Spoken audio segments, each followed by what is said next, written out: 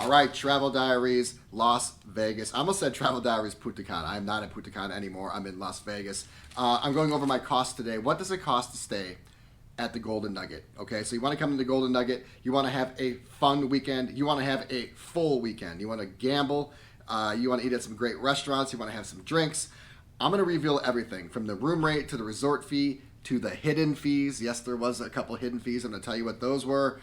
I'm going to reveal everything. So if you're coming here for a summer weekend, you want to know what it's like, what it's going to cost you, I'm going to reveal that today. Let's get into it. Very quickly, I have to say this.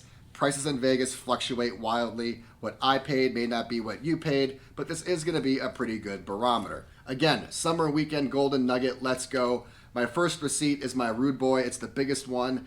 I ate at Vic and Anthony's, which is the premier restaurant here on site. It's a steakhouse. They claim it's a top 10 steakhouse in America. I made a dedicated video on this, if it is or if it isn't. But regardless, it was an epic meal. I had a Golden Negroni, which was a $75 Negroni. It actually had gold leaf in there. The gold leaf disintegrated while you drank it. It was edible. It was a pretty magical drink, if I do say so myself. The shrimp cocktail had some atomic cocktail sauce. The maple glazed quail may have been the best dish of the night. If you like chicken wings or buffalo wings, order that quail. You'll never have chicken or buffalo wings again.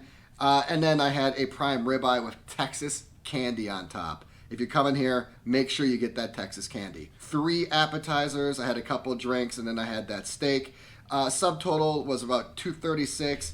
Tax was another $15. That puts me at about $250. 20% out the door for a $300 bill at Vic and Anthony's. After that meal, I was down for the count. I went to bed. I woke up the next day and I hit the pool. The Golden Nugget pool is actually pretty nice. I loved it. It had a horseshoe design, and the focal point was that really cool aquarium in the middle. There was a water slide. There were table games out there. It was a great energy. I had a pretty low-key day. I think I had like a Mai Tai or something like that. I'm not sure what the drink was. I think it was a Mai Tai. The coolest drinks were the 2 Jello injectors, right? These take Jello shots to the next level. I mean, they actually were Jello shots. I had 2 Jello injectors. The drink was $16. The Jello shots, 2 of them for $8. Subtotal was $24. There really wasn't much service, but I tipped $3.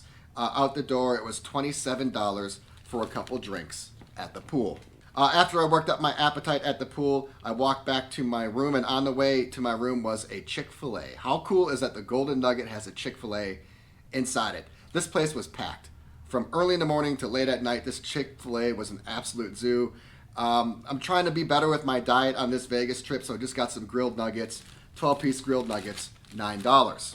On my second night, I went to the second best restaurant on site, Chart House. If you were to tell me it was the best restaurant on site, I wouldn't disagree. This place was marvelous. It was sensational. It was literally spectacular. That aquarium bar is unreal. I think it's actually even better than the aquarium at the pool. I think it's just more beautiful. And Chart House isn't just all show. It is a lot of go as well. The food was marvelous. I had a shrimp stack. It was like a shrimp mango avocado stack. If I would have tried to explore around the menu, I just would have ordered 4 of those. That was probably by far the best thing I had. Maybe during this entire stay. That shrimp avocado mango stack, put that on your list for sure. I had a couple of torched apple Manhattans. I had a salad. I had some ahi tuna. Subtotal with tax was $104. I tipped around 20%. $125 out the door for a great meal at Chart House. After Chart House, I wanted to walk around the casino a little bit, and I found Rush Lounge. Rush Lounge is really cool looking. It reminds me of an elegant, classy tavern. It just kind of had a tavern type of feel. It was dark. It had some deep reds in there.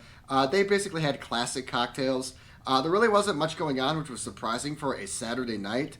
I guess there is live music there later. Maybe it gets hopping more later in the night. I'm not sure. There really wasn't much going on. I just kind of had an after-dinner drink. I had a Rush Punch, which was amazing.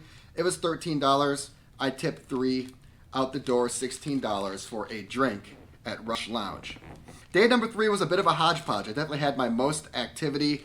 I'm not trying to really eat during the day, but I got so hungry after the gym, I went to the Grille. This is like a counter-style deli barbecue place right off the casino floor. I think they had hot dogs and Reubens and burgers, and I think they had pizza. I had a beef quesadilla, which hit the spot. It was awesome. And I also had some chicken wings as well. Again, it's a counter place. It's pretty quick service. It was like $37 for the chicken wings and the quesadilla. Again, there wasn't much service, but I did tip the counter guy a few dollars. I think it was like $3.50. Out the door, $41 for a couple entrees at the Grille. After the Grille, I wanted to check out Ice Bar. This is the lobby bar. It's right across from registration. It's also on the opposite side of the glass from the pool. So if you're chilling at Ice Bar, you can see through the glass and keep your eye on all the pool action. If you want to get out there, you can insert yourself at any time. I like that. It's dubbed the Martini Bar. I saw a ton of awesome vodkas up there, but they do other drinks as well. I really wasn't feeling a martini. I just ordered a Mai Tai instead. The drink was actually, I think, pretty affordable, $12. I put $3 on top of that. $15 out the door for one drink at Ice Bar.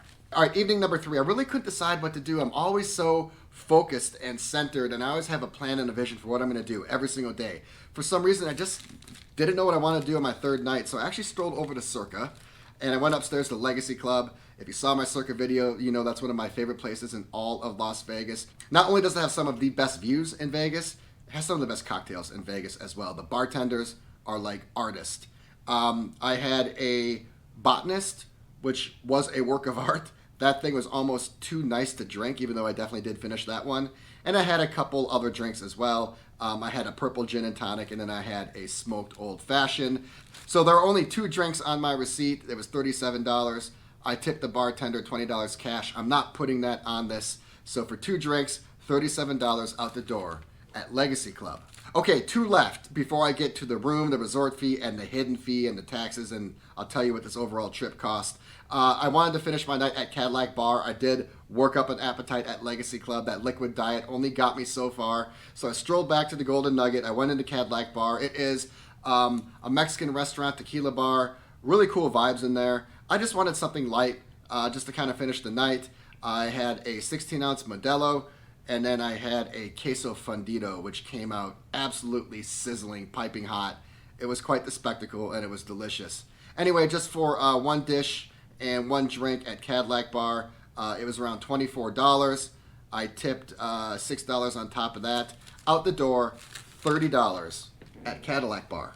I typically don't like to do this. I typically like to go to a Walgreens or a CVS or someplace off-site to stock up on waters and stuff, but I just really didn't have the time here. And plus, I found the stuff not really affordable, but it wasn't like egregious like it would be at other markets and other casinos. I just bought 5 of these Evian waters just to get me through the trip. They are $6 a piece, but I've seen these as high as 8 or 9. So 6, although yes, it's expensive, it did feel like a relative bargain. $30 out the door for 5 of these Evians. Okay, and lastly, I put $100 in a high-stakes slot machine. I always do this at every single casino. I look for the high-limit slot room. I find a machine that speaks to me, and usually I put in $50 or $60, but this is the most heroic Vegas trip ever. 30 days, 9 different hotels, so I wanted to up the ante a little bit, literally. So for this trip, I'm putting $100 in every high-stakes slot machine. Typically, my sessions are done within 50 seconds. Sometimes they might last like 70 or 90 seconds. This session lasted 17 minutes. It was a 17-minute session off a $5 machine, just putting in $100. I couldn't believe it. The machine would not let me walk away. It also wouldn't pay me. It just kept me like in some weird purgatory zone where I'd get down and it'd put me up like 100. I'd get down, it'd put me up 200. But it wouldn't let me go very high. It wouldn't let me go very low. Anyway, after 17 minutes, I finally lost all my money. $100 is what it cost me for that entertainment. Okay, let's get to the room, the resort fee, the hidden fees, all that stuff. So again, I'm here for a summer weekend, and I actually found the room. This is the cheapest room available, by the way. This is, I believe, the Premier King in the Carson Tower. And considering the age of this hotel, I actually found the room to be somewhat fresh and clean and modern and spacious, and also very affordable. It was a flat rate for all 3 nights, Friday, Saturday, and Sunday. It was $54.47. We times that by 3. It puts me at approximately $163 for a base price for the room. We have to add taxes and fees on top of that. Taxes and fees were $51.95. Let's call it $52. So we'll put that on top. And then, of course, we have the resort fee, aka the extort fee. This resort fee was actually pretty bearable. This is almost $20 cheaper than what you would pay on the Strip. This resort fee was $36. That's a flat fee. We multiply that across 3 nights, and we have $108 in resort fees. All right, so we talked about the room, we talked about the taxes, we talked about the resort fee, and there is one more hidden fee, and that is the early check-in fee. Unfortunately, this seems to be commonplace now. It seems to be standard. I remember when they started doing this about 12 or 18 months ago. Some hotels were doing it, some weren't. I think it's pretty much being adopted almost everywhere now, unfortunately. This one is pretty tolerable. I think if it's not tolerable, people just aren't going to pay it. So they try to make it as light as possible. It's a one-time fee when you check in. To get into my room early, a couple hours early, it was $30. So the rooms were $163. The taxes and fees were $52. The early check-in was $30, and the resort fee was $108. Grand total for the rooms, when we add it all up, what is the true cost of the room? The true cost of the room was $353. So $353 across all nights. That's the room and all the fees added on top. And when I divide that by 3, my average per night, my ultimate average per night was $118. So when I add it all up, the crazy meal at Vic and Anthony's, the pool day, a little Chick-Fil-A, Chart House, some gambling, the room and resort fees, the hidden fees, what did it all cost? I think I had a pretty jam-packed weekend. I think I unlocked a lot of this property. If you want to come here and do a lot and have fun and have a full weekend, what's it going to cost you? I went a little over what I wanted to be. I wanted to try to keep this around $1,000. I barely went over that.